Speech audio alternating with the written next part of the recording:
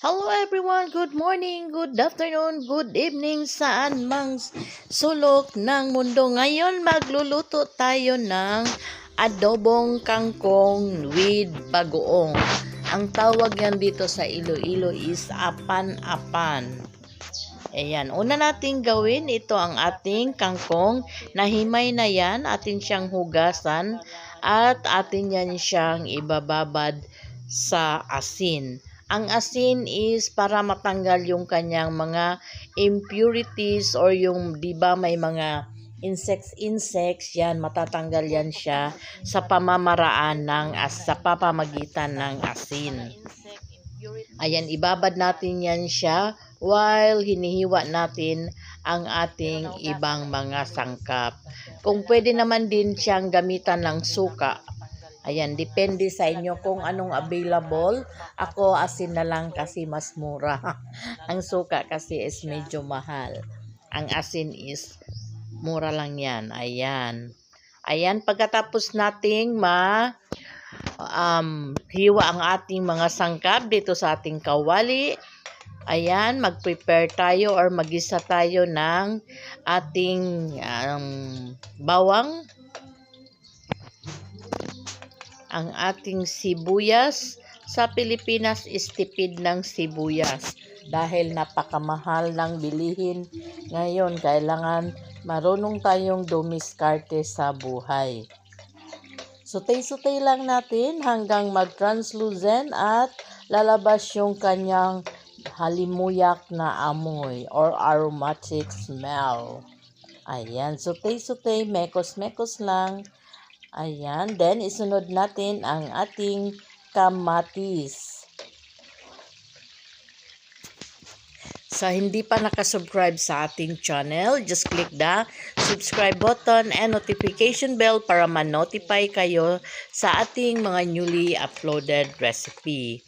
Ayan, pagkatapos naman, isunod natin ang ating ginamos na tawag dito sa Iloilo or bagoong.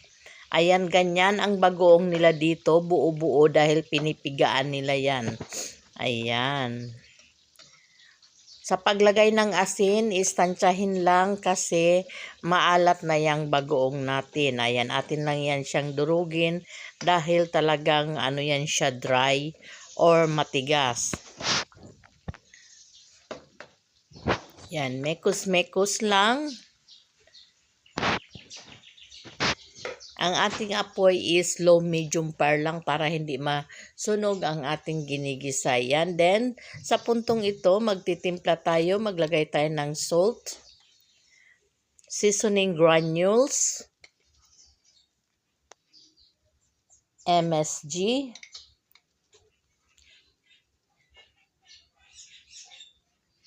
ating toyo, ang paboritong sangkap ng mga Pinoy, ating ginisa mix, ating vinegar or suka, ayan, nilagyan natin ng suka, wag muna nating haluin, hayaan muna nating pakuluin.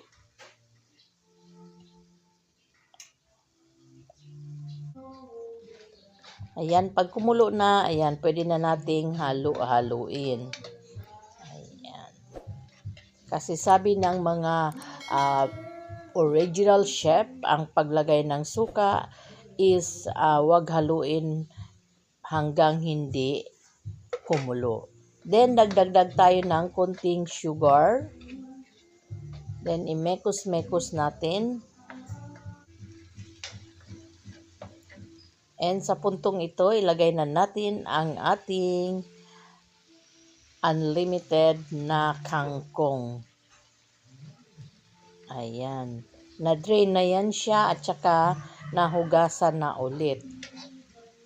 Ayan. Tignan lang natin yan. Napakarami pero pag naluto yan, magsasubmerge or talagang yan siya. Kukunti na lang mamaya.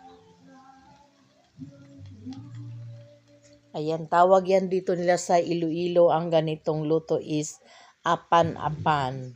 In general is adobong kangkong. Ang kangkong is press na press din yan from the backyard. Tanim ni Habi. Yan. Pag may masipag tayong partner, hindi na tayo bibili ng gulay, hindi na tayo bibili ng mga livestock, hindi na tayo bibili ng bigas. Ayan, ang buhay dito sa probinsya. Ayan, pagkatapos nating nalagay ang ating unlimited na kangkong, atin munang takpan hanggang mag-submerge at kumulo. Di ba? Konti na lang siya at pa ilang minuto atin siyang halo-haluin, mekos-mekos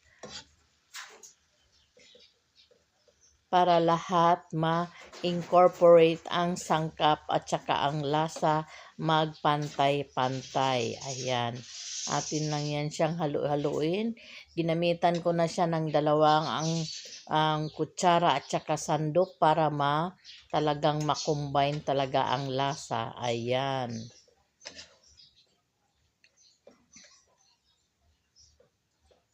Again, sa hindi pa nakasubscribe sa ating channel, just click the subscribe button and notification bell para always ma-notify sa ating mga recipe.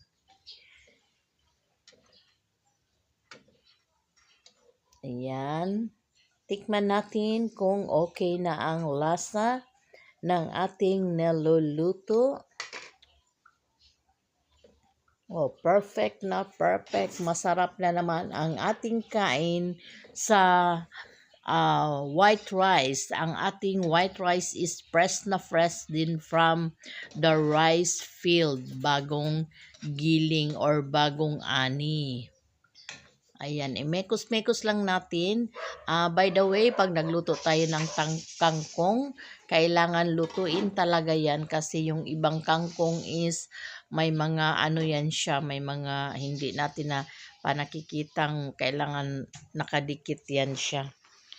Hindi natin makita. Pero nalagyan naman natin yan siya ng asin. Safe na safe yan ang ating kangkong. Ayan, diba? Sa tingin pa lang masarap na ang ating ulam. Ayan, tikman natin ulit.